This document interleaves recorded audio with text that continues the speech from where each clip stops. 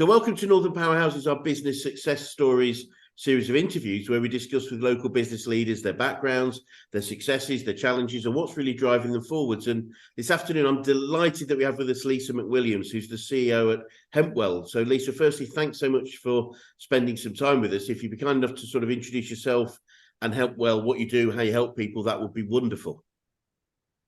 Chris, it's really lovely to be invited on to speak with you and the audience. I'm Lisa McWilliams. I'm from Northern Ireland, if you haven't picked up my accent already. I'm from a lovely town called Coleraine. I haven't lived there for a very, very long time. I went to uni in Dublin, Lovely. where I studied interior design. And then I left Dublin and I went to Hong Kong. And I have been in Hong Kong for 20 plus years and other Asian countries where I met my husband. So I have been out of the UK for a very long time. So I'm sure you're wondering how on earth I ended up running a CBD company. And we'll get to that, I guess, in a moment. But yes, I head up Hemp Well. We are probably the fastest growing CBD company in the UK. We started the business back in 2018. Great. And we started in a one-person office, and my team now has grown to 12. Well done. So we're very busy.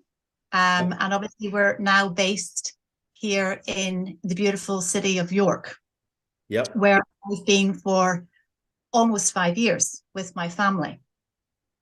So I'm married to Phil, and Phil is my partner in the business, and he does the other side of the business, which is a really interesting side, and the side that's actually leads to our success, which is the growing of the hemp plants. Right. So he's the farmer, if you like. Yes. So he looks after the farm in Bulgaria where we grow the hemp plants. The hemp plants are harvested and they're brought in to the UK, into York. We have a lab at the York Science Park. Yes. Where we physically make the products. Wonderful. From scratch. Yep. So I'm sure there's a lot of people that maybe will be listening to this that aren't familiar with CBD, and what is, you might have heard about it, but they're not sure what it is. And I guess we can get to the ins and outs of CBD, but basically CBD, there's three, I think, quite cold, unhelpful words put together. Yes. But basically it means cannabidiol. And cannabidiol is a compound from the hemp plant. Yep. We want to make our products because that compound provides a lot of wellness benefits, and it's a natural anti-inflammatory. So really, in a nutshell, I'm Lisa, I run Hemp Well, and we are a wellness company. Wonderful, wonderful. And one of the fastest growing in the UK, which is wonderful, with retail outlets as well, I noticed, which is great. We could probably come on. Yes, thank you for that. Yes, you will find us online, obviously, at hempwell.co.uk. Great. We do have an EU, an Irish website for our EU customers, which is hempwell.ie. Brilliant. We do have a French website, which is the .fr, and we are retail crazy at the minute. So we have a brilliant shop in York, just 50 meters from the York Minster. Yep. Opposite, well, depending on where you lie, either the Christian Reading Centre or the Fat Badger, which both. Fat Badger. Sure. Yeah.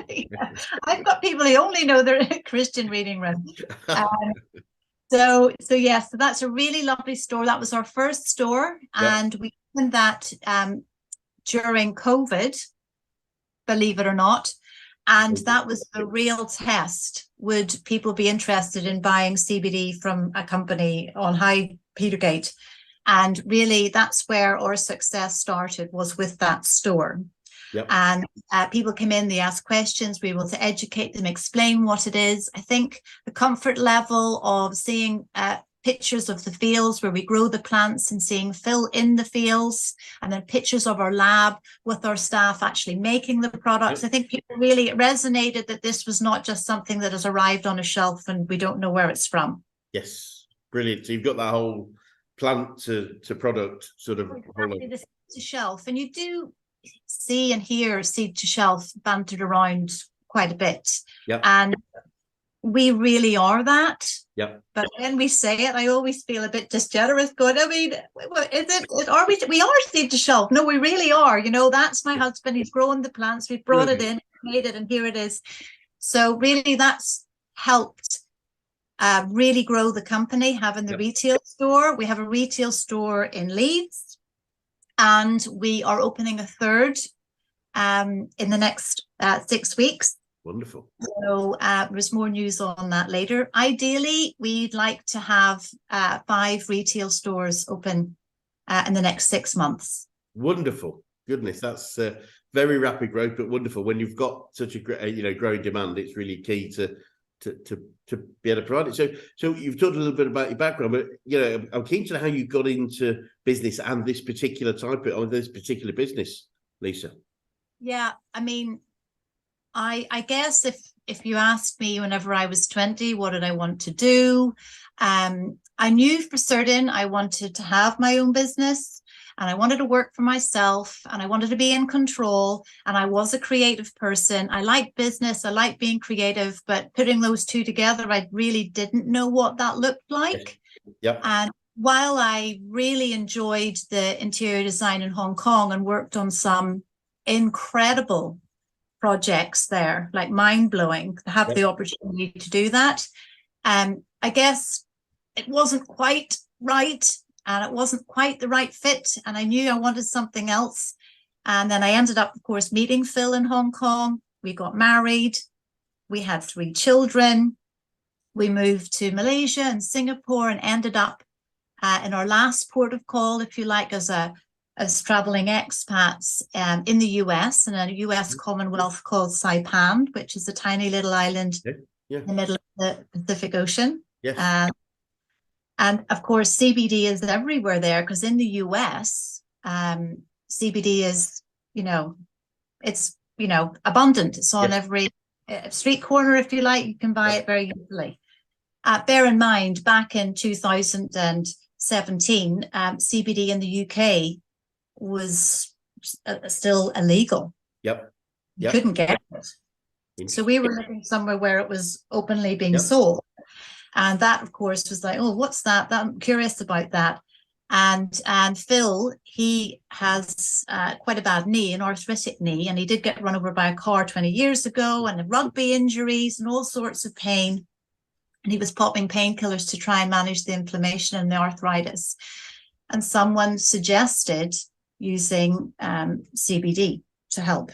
And we're like, CBD from a cannabis plant? What is it? Will I get high?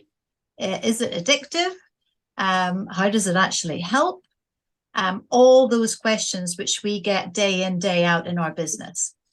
So we were right back at that point going, okay, well, if it's going to help and it's natural, there's no chemicals in it, it's got to be better than a painkiller. Yep.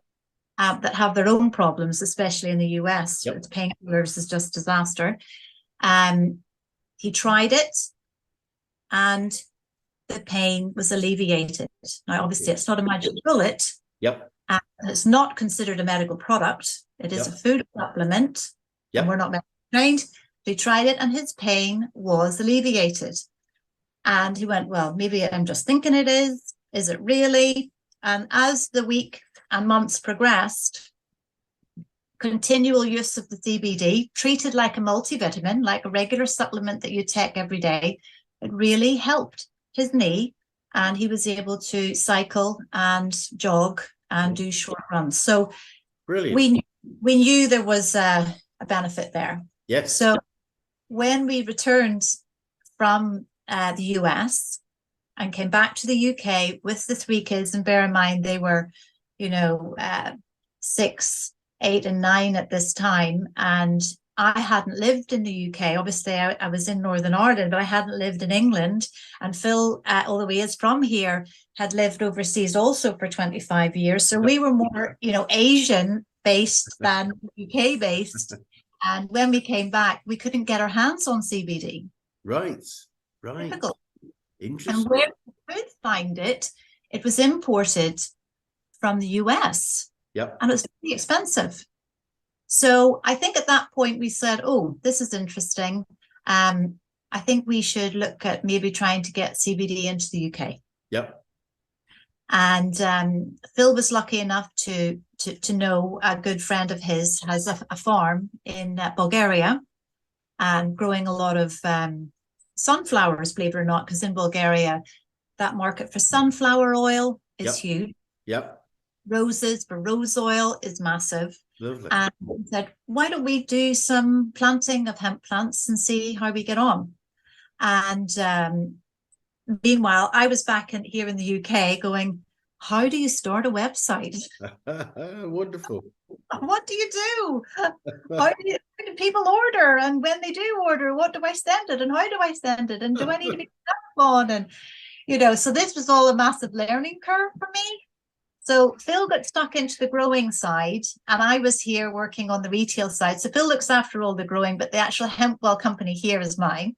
Yep. I had to look after the admin of that and get things going. So Phil's having a great time in the sun. I'm here with the 3 kids, starting new schools and working out what day the bins go out. Because it's actually, they call it reverse culture shock. Yes. So okay. You looked like you'd fit in and you should know what's going on. We were quite clueless. Interesting. Having lived here.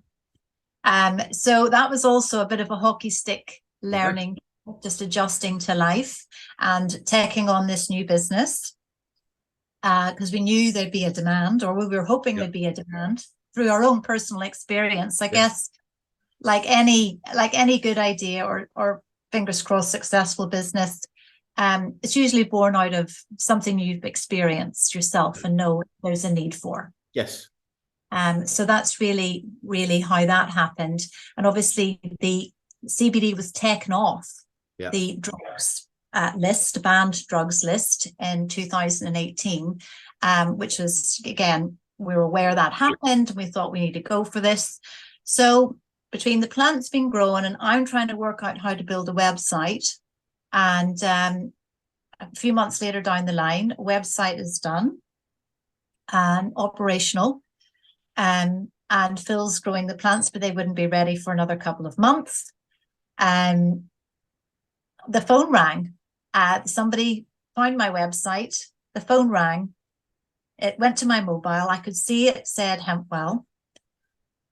I honestly didn't want to answer it. I didn't know what they were going to ask me. I didn't know what I was going to say. I didn't know if I could answer it. And I answered it after hot potatoing it in my hand, going, what will I say? What do I say? Hello. I was practicing my phone voice. Anyway, it was some lovely customer that was looking for one of our products. They'd found our website. They had questions about the oil and the strength of oil, because there's quite a lot of information on the website when you go on there, because we have 6 oils, 6 strengths. Right. How do you know which one to pick? So I was able to talk to the customer and explain what they should go for. And a few seconds later, I hung up and an order came through. And that was probably the best day ever. Oh, that's wonderful. What a great story. And obviously you're going from strength to strength at the moment, but I'm sure there have been some key challenges you've had to overcome over that period. What are some of the things that have been the most biggest challenge? Yeah. Yes, Chris, I would say, believe it or not, growing the plants, easy. Yes. Create a website, easy enough, right? Finding nice images, working that out, getting the payment gateway working was a challenge. But I think going back to the CBD being taken off the banned drugs list, while that happened, and we're extremely grateful, all the other departments and areas related to that did not fall into place. Yep. They're still stuck with it being illegal. Yeah. So that is definitely, and still is to this day, a challenge. So when we were importing our goods, raw material into the UK from an EU country, that was a problem with Brexit. Right. Yep. Goodness. Which we had to pay 20% tax on everything that came in. Yep. Whereas obviously prior to that, there was no 20%. I cannot pass that 20% on to my customers. Yeah. I really can't. Yeah. So that was a hit. That was difficult. Yeah. Still is an issue. We have resolved it, but it is an issue. But the Home Office would seize the goods as well. So they'd come in and they'd go, what is this? It's CBD. There must be something illegal in here. Must have THC. It's the psychoactive element that you find in certain hemp plants, which is illegal. But they treated it all as the same blanket rule, pulled the products, and we wouldn't get them back. Right. And there's no one to answer any phone calls. And there's no amount of letters that you can write to say, actually, I don't think you've got it right. This is XYZ, therefore please give it back. It falls into a black hole. So that is very, very challenging. When actually the government give it the green light, we still have the problem. So that's been a real challenge. And the payment gateways is also, if anyone that wants to start a CBD business, and we do help people, because we're manufacturers of CBD, we do help people either add to their current collection of CBD. I mean, companies that we would all know, we do support them and make products for them. But people who are brand new to the industry, we're there, we do help them. And with the first thing that we would say is, we don't view them as competition. There's enough for everybody in the CBD market. Brilliant. And that's the way that we feel it should be. Is that, you can't create a website. You're not selling T-shirts where you can use any payment gateway. So anybody here that's in the business of websites and payment gateways, selling T-shirts and shoes is super easy because you can use Shopify Pay, you can use Stripe, you can use PayPal, WorldPay. I mean, all the obvious ones. You can just put it on the end of your website, pick a product, it goes through, collects the money lands in your bank account. Not with CBD. Right. So there's very, very few payment providers that will work because it's deemed as high risk. Right. Okay. Again, it goes back to the challenge of it being legal, but not filtering through all the different channels that it should. So unfortunately, we're in the same category as gambling, adult websites, and guns. So that's not helpful. So when we're put in the high risk category, we have to pay the high risk penalty or charge per transaction.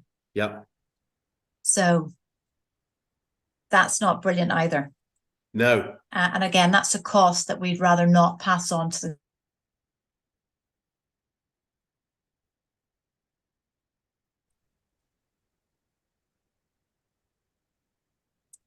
customer. Thank you. Thank you very much. Yeah, so obviously passing the cost of that payment platform, specialist payment platform, is a challenge. And I'm shocked in many ways that you're classified alongside gambling and guns and all those sorts of things at the moment. And I'm sure you're working hard to move yourself away from that. Because clearly my limited knowledge of CBD is it is a safe, as you said, food supplement that is very, very beneficial to many people. So Lisa, if we talk a little bit about what your biggest learnings are about founding and growing a business, what would some of those be? Well, Chris, if I'd known all this, I probably wouldn't have started doing it. No. Joking. No, it's been such a challenge, but I guess in a good way. Doing what I do, it offers me flexibility with my young family. Yes. I have worked in the corporate industry for years and years, and you really are, while you need to, and you learn a lot.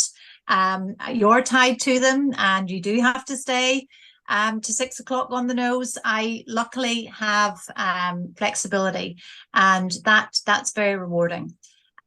So really, I guess what's come out of what I'm trying to do and where I'm trying to go is stay the course. Yep. Stay the course. Great. That's what I have learned. I know people read that and they go, oh, they get a motivational quote that comes through, and don't give up, stay the course. This is the classic case. A lot of people have started doing things in the CBD industry at the same time as myself and Phil, and they aren't around. They're not around. It is difficult. Yeah. And the challenges that are presented are not easy ones to solve. Yeah. There isn't that person at the end of the phone to help you solve it. No. You really have to work it out yourself and be creative with your solution. And I guess I wouldn't say I was really a resilient person, but that's what's come out of it, is that I might give up that evening off. Yep. But I'll crack on in the morning. Brilliant. And that's what's been the key thing with this whole challenge. Brilliant. But on the good side of it is we're growing. We grow month on month. Brilliant. And when you see that, I think that helps you stay the course. I think if it was going down month on month, you'd be like, right, I've had it. So that's motivation, I guess. No, it makes perfect sense, and I've been in business and also helped businesses through multiple recessions, and often, just as you said, survival is the win. The win doesn't, with the win may come later, but just getting through it, and when others may not, and that we don't take any pleasure from that, but it's a fact. Our survival can be and will be often a massive win. So that's wonderful. And you're probably aware, Lisa, we're a business coaching organization. I'm just keen to know who the best coaches you've worked with historically, whether that's business, sport, life in general, who's had the most impact on you personally. I would say my sister, Olivia Merrick. Wow. She is an executive coach. Oh, brilliant. She is ex-Morgan Stanley. Yep. So she knows the corporate side inside out. Yes. And has moved away and started her own business a couple of years ago. And I would say without that kind of sounding board, I would have made a lot more mistakes, put it that way. Yes. So obviously what you do, Chris, is incredibly valuable. I know that I was probably a little bit, I'm not sure. Do I need somebody to tell me how to run my business? What would they know? They're not in it. Yep. I probably have that view or had that view. So actually listening to Olivia, and I'm sure similar with the advice and the guidance that you offer, be open-minded. You don't know everything. And people have a lot of knowledge to share. Yep. In a well-meaning, helpful, professional manner. So that's probably who I would say, without her giving me the odd steer. Wonderful. And it's interesting, and that's great to hear. And what's interesting for me is that is almost a perception, because coaching for me is very much about asking questions, not about telling people what to do. Consultants tell people what to do, and that can be very useful, but very few people I've met that run businesses want to be told what to do for any length of time. So it's very much a collaborative approach, which is clearly what your sister is offering you, and that's wonderful. And whether it's from your sister or just from any other sort of form of education, do you find yourself using any favourite quotes or sayings on a regular basis? Oh, well, I have 8 sisters. Oh, goodness. I just want to point that out now. And we have multiple WhatsApp groups. Wow. One of them is just called motivation. Wow, brilliant. So I would say this is a fairly recent quote, and I'll just paraphrase, but real motivation comes after you start. And paraphrasing. Great. Love it. Is active. Yep. And that's by The Motivation Myth by Jeff Hayden. Brilliant. So we do share this sort of thing. Some of it feels so relevant and on point to you at that moment. Some of it's like, oh, I'm not sure. It's a little bit too fluffy for me. But the motivation, real motivation, comes after you start. And I would say, for me, procrastination likes to sit on my shoulder. Yep. So I have such a battle every day. But I know when I get started on anything, whether that's cooking a meal, exercising, doing my to-do list, when I start, I bomb through it. Yeah. Brilliant. And that great. So get started, and then the motivation turns up, which is a great way of looking at it. It's we have I think we developed this idea of the law of diminishing intent, i.e. the actual doing it decreases so quickly within the first hours of deciding you're going to do it. So if you're going to do it, don't wait. So that quote, just crack on. So I mean, obviously it's great. The history so far, what you've achieved is incredible. So looking forwards, what does the future look like for you guys, and what challenges do you face, if any? Well, we wouldn't really be in this position of growth if it hadn't been for our customers. Great. That is the foundation, and that's the core of our business, is the customers that contact us. Anybody that makes the effort to go on to one of our websites, calls our phone number, walks into one of our shops, nobody takes that for granted. Nobody. And I make sure that is valued. They've got a question, they've got a query, and it might be something simple like the Royal Mail post hasn't turned up. That isn't technically or in our control, but we'll do everything we can to find out what happened that parcel. Brilliant. So customer service and our customers are really what are going to move us forward. Brilliant. That's growing. When you do ring our number, there is a human at the end of the phone. I know that I try to call numbers all the time to get help with different things on a personal level. Yep. And I can't get hold of anybody. Yep. And I might be waiting days to get an answer on an email that I might send. And really we've turned that on its head. And look at our reviews. We've got 97 or 98% are all 5 stars. Wonderful. And again, you can't write your own review. They have to come from a customer. Absolutely. And the small percent that hasn't made us 100 is probably to do with delivery. Yeah. Which again, it's unfortunately out of our control. So moving forward, our customers are key. In the way that CBD works, and on the range of different products that you can use to make you feel better, and manage different symptoms like sleep, pain, and anxiety and stress. There's lots of different ways. There's oils, there's capsules, there's pain creams, lots of different ways to enjoy it. Certainly with our edibles, and we're on the FSA government approved list, which again has put us in a very strong position of trust with the public. When you use the products, they are designed to be used every day like a multivitamin, and therefore you need to return to buy the product at the end of the month. Yep. We have a brilliant subscription program on our website. Wonderful. Where A, does it work for me? And let's hope that's a yes. B, how much do I need? Which is the dosage question, which we help with. Yep. Assuming you know those two, when you go and shop again, you're like, I know what I need. I know what works for me. And I'm absolutely joining the subscription because you get 20% off. We send it out to you. It's very hassle-free. It's frictionless.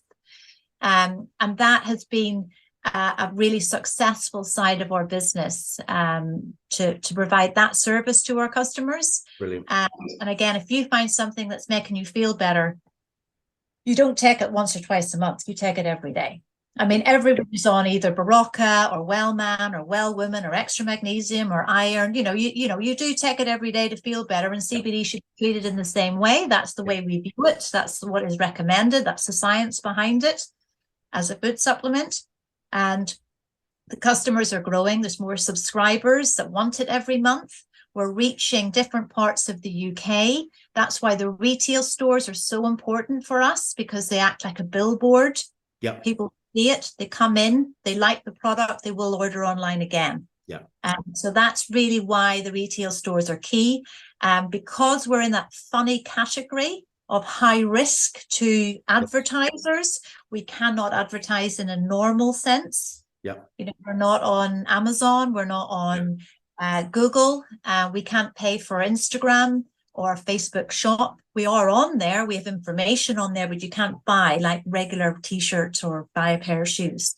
So again, that's a restriction that we have to work around, which is why the retail stores are so important.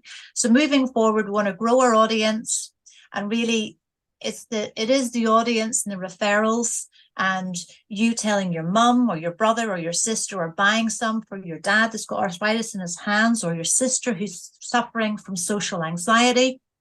I mean, there's no age here. Yeah. It suits everybody, depending on what you're trying to manage. And it's really that word of mouth, and that's the trust that people have in HempWell, is pushing us forward. Brilliant. Well, obviously, we wish you really well, and I'm sure you're going to go from strength to strength. It'd be great to maybe swing by again in another 6-12 months just to see what's developed. But I'm sure anyone watching this is going to, again, want to know more about CBD. And I know there's lots of information that you can provide. So could you just remind us of the best way to contact you or HempWell, and in terms of getting information about how it might help them? Absolutely. It's super easy. If you jump onto our website, which is www.hempwell.co.uk, you can send us an email. You can call us with the number there. We're obviously on all the social media platforms, if you're social media friendly. And of course, if you're in York, pop into the shop. And we would love to hear from you. And that's really helpful, Chris. But yes, the website has a lot of information, a lot of blogs. So if you're curious about why you take it, how you take it, there's lots of information there. And absolutely pick up the phone to us and we can help guide you further. Wonderful. Thank you again, Lisa. Thanks so much for your time today. And as I say, it'd be great to catch up at some time in the future, just see where, you know, the next level of your business growth. So yes, fingers crossed. I haven't given up. Of course you won't. There's no doubt about that in my mind. That's not happening. Thank you so much. Thank you, Chris. Take care. Bye for now. Bye. Thank you.